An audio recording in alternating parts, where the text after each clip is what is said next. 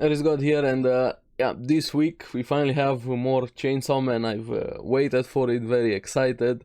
Now, this episode also has been amazing. We got some new characters, found out more about Denji and his personality and lack of just human contact, the basic things we take for granted that he has been devoid of his entire life. That makes sense, explaining why he is the way he is, and also some really funny things happening throughout the episode. It looks amazing. And Genji, I'm thinking of overall. Denji gets a new goal in life and a drive for it, and I feel like every man has this dream or goal in life. So let's get into it and talk about it. Now, picks up from previous episode with him in Makima's care, getting hungry. Now we see I like Makima, but you can definitely tell she's playing with him, manipulating him, using him to her advantage, taking advantage of his lack of social skills, the positions he's over here, even literally treating him like a dog, telling him, "You're in my care now, I expect yes or woof as a dog, and not a no, I don't want a disobedient dog." So this is how his new life as a dog starts. But also Denji slowly starting to understand he might be into crazy chicks, even thinking she's nice, but she's scary. Now, I really liked that they focused a bit on Pochita also throughout this episode. Even Denji, after everything that happened, he still thinks of Pochita. Now, Makima being very nice to him, even giving him her coat, which simple things like this, you can see how much they matter for Denji. Like I said, everybody throughout his entire life has treated him like shit. So even though he might realize she's using him, or it does, even if he doesn't realize, this means so much for him. Just somebody treating you like a person, like a human being. Just the simple act of somebody giving him his her coat meant the world to him, because everybody throughout his life just treated him like utter shit, and slowly starts to have this crush on her quite quite a lot. But he gets hungry, his stomach rumbling, and even stop a bit to eat something. And this is where something very important was mentioned. He started fainting, of course, in her breasts, her boobs.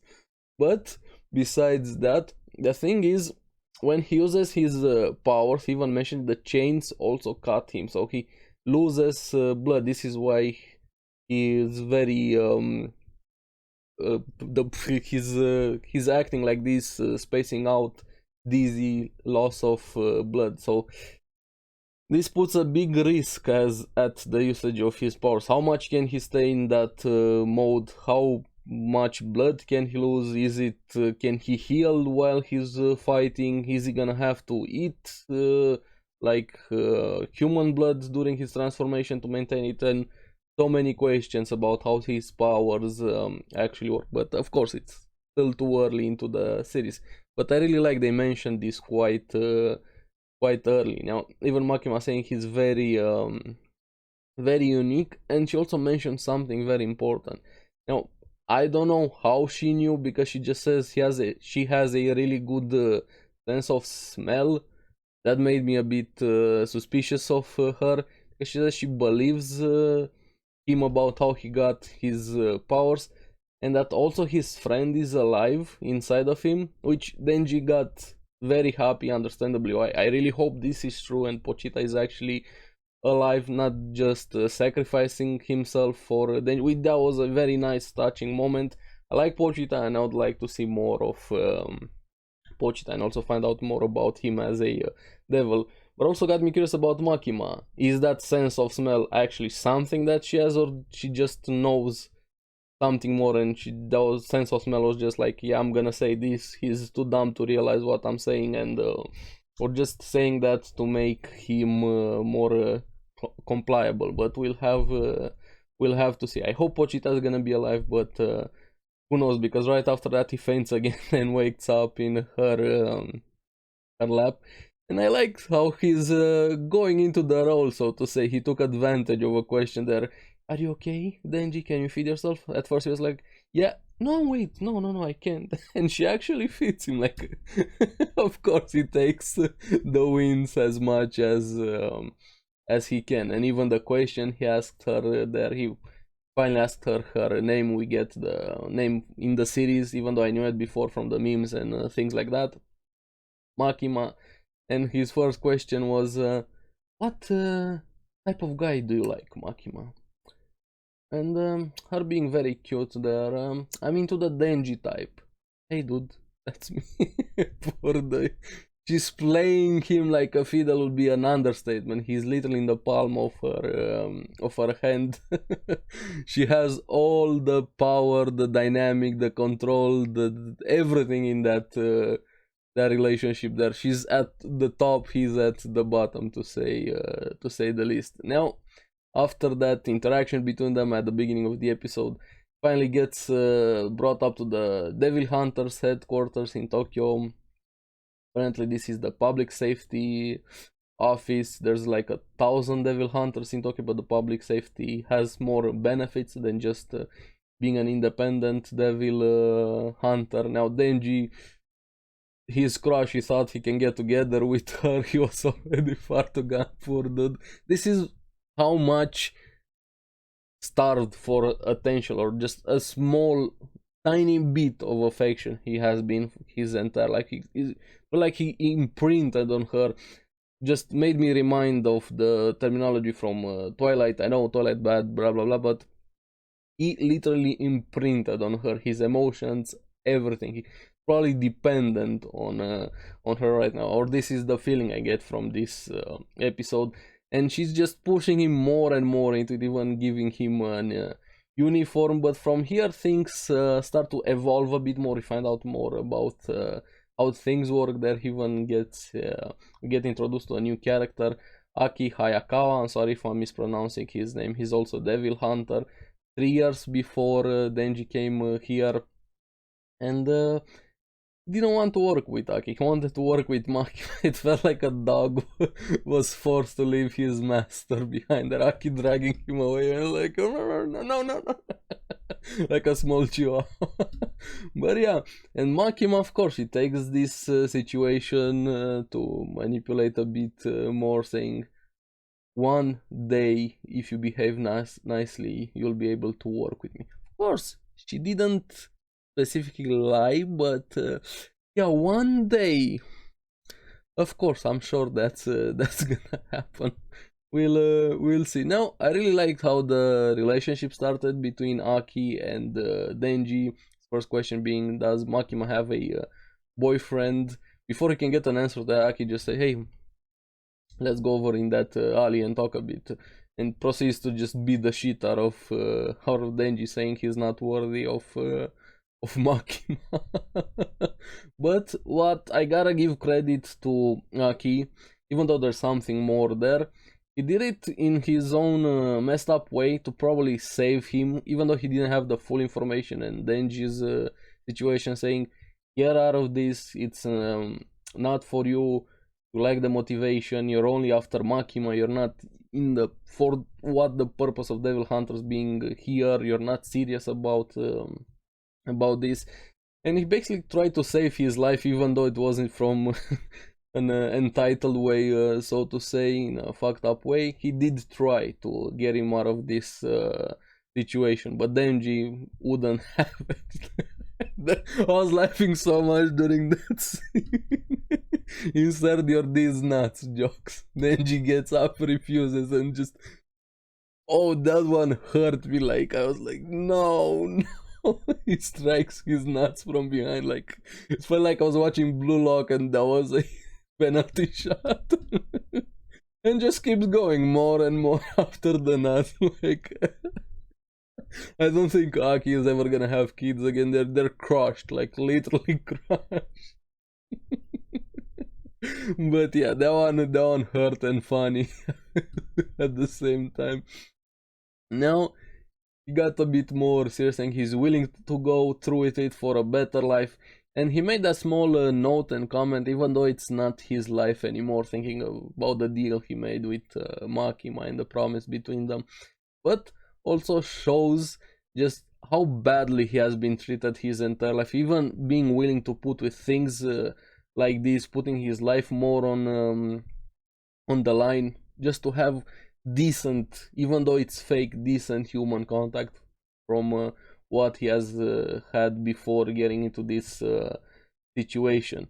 Now, yeah, that one hurt more after because I think Aki also kind of likes Makima, and this is why I said there was more to it. He got a bit jealous, but then she goes for the balls again and again, and I was like, why are you going for them?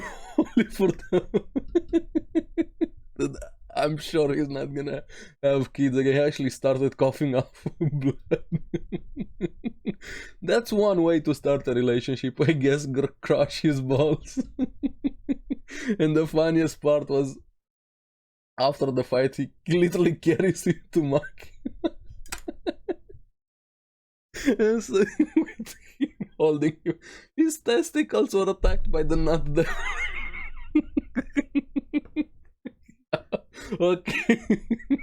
I mean, it wouldn't surprise me there's a nut devil, but yeah, that was the best scene in the entire episode.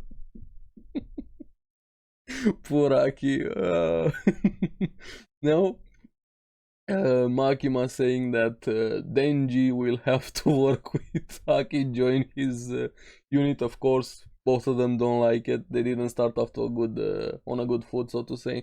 But I feel like they're gonna get along much better and maybe crush some more balls while they're at it. Now, speaking about this unit, apparently it's a experimental unit, so they're definitely gonna have to provide results. Now, Aki also doesn't believe what Denji is capable of transforming into a demon being, this half human, half demon hybrid.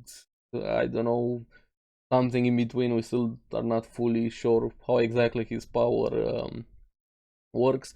But this is where he finally slowly starts to realize the situation that Denji is in.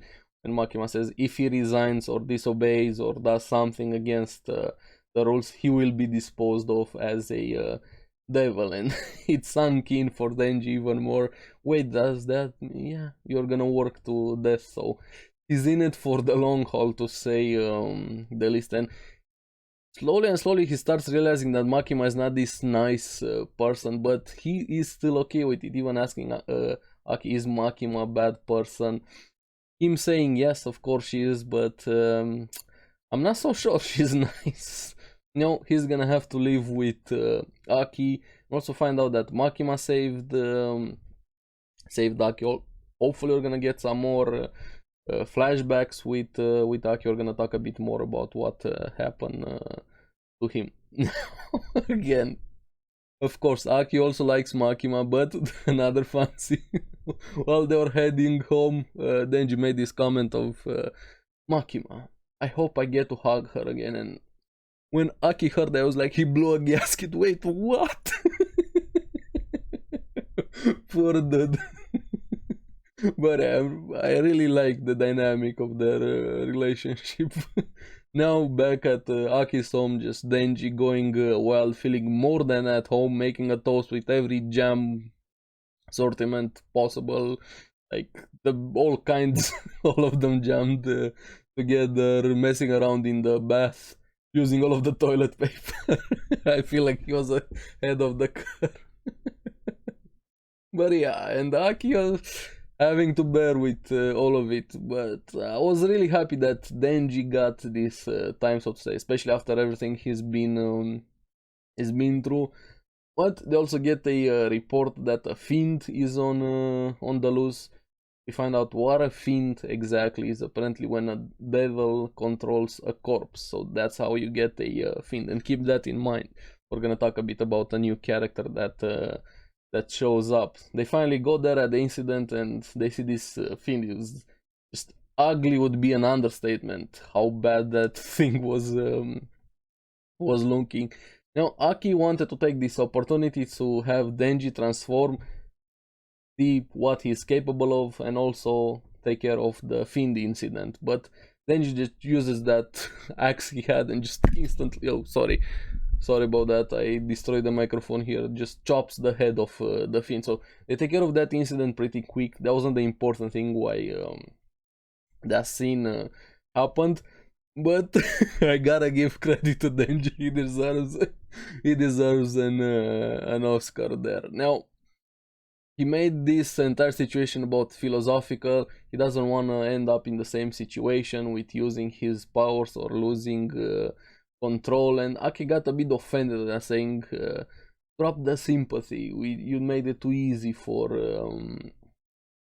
the Fiend." This is where it's revealed that Aki's family was killed by a devil, and that everybody is risking way more than Denji. The cops, the other ones being there protecting their families, them being there also risking their life on the job. So he's just messing around and having sympathy for the enemy. And yeah, Denji had a friendship moment saying, if there's a devil I can be friends with, I will, since I don't have friends. And that's, I feel like there's some truth to it, especially thanks to his relationship with Pochita, and even Aki making that comment. I'll remember that and storms off. But the entire thing was just a ploy because somebody hand over the Oscar to Denji. I was just trying to keep blood off of the porn magazines. And yeah, understandable, very true. Priorities.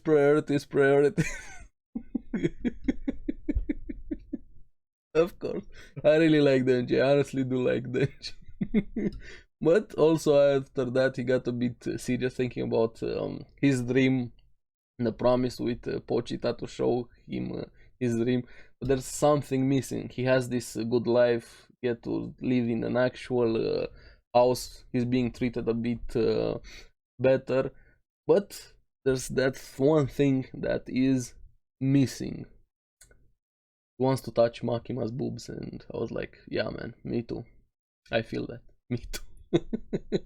But this is where a new dream or an old dream resurfaces, so to say, of boobs, and time to get serious about boobs. And yeah, every man has this goal and drive for it, and Denji basically just went a bit to puberty, so to say. He finally found the drive to go after boobs again. Now, after this new goal that he has in mind and determination for it, back at the office, we see that he gets a partner, and she's a fiend. And remember that fiends with a devil taking control over a corpse. And she had such a good entrance. I like her, honestly. I know her name, I've seen some memes, but of course I don't know her history, how her powers work. We're gonna talk a bit about that during this episode, but she's really fun. When she entered, just humans prostrate yourselves for I am power. Such a nice entrance, the face, she seems like such an airhead. I like her. My first impressions of her is that I like her, and she seems crazy. And Genji also, Genji, why do I keep saying Genji? I don't know, I've been playing Overwatch way too much. And Denji saying, she's crazy, but I can be okay with that if I can touch her boobs. Well, yeah. But be careful, sticking your dick in crazy can have unforeseen circumstances, consequences, my bad. Now, this experimental unit, it's very under surveillance, to say. They're gonna have to get results, or if not, both of them are gonna be on the chopping block, because even fiends are treated the same way as devils, and Power is only allowed to do this because she's rational, but quotation marks for that rational statement that's there. Maybe half rational from what I've seen in this episode. And after that, also found out she used to be a devil before she became a fiend, and she had a reputation of being feared. Hopefully they're gonna expand more on that and her history. Now she is out for the kills. He really wanted kills, and that small slap she gave Denji. Hey, give me something to kill. she's definitely rational, right? Right, of course, she is rational. But happy for her, they finally get the skill that she wanted because she smells some blood. And also, this got me thinking. Her smelling blood here used to be a demon. Does this tie in with power and her sense of smell? Is there something more with power by that comment that she made there? Or that was just her using her knowledge of demons and fiends to mess a bit with Denji? I don't know. We'll see. Now this demon that they're chasing after, the sea cucumber devil. Okay, I hope at some point we're gonna get more serious devils, if you get my meaning. So far we've had the zombie, tomato, sea cucumber, and Denji's chainsaw devil with Pochita, but I want more, I don't know, imposing or actual villain as the devil, so to say, if you get my my meaning. Now, speaking of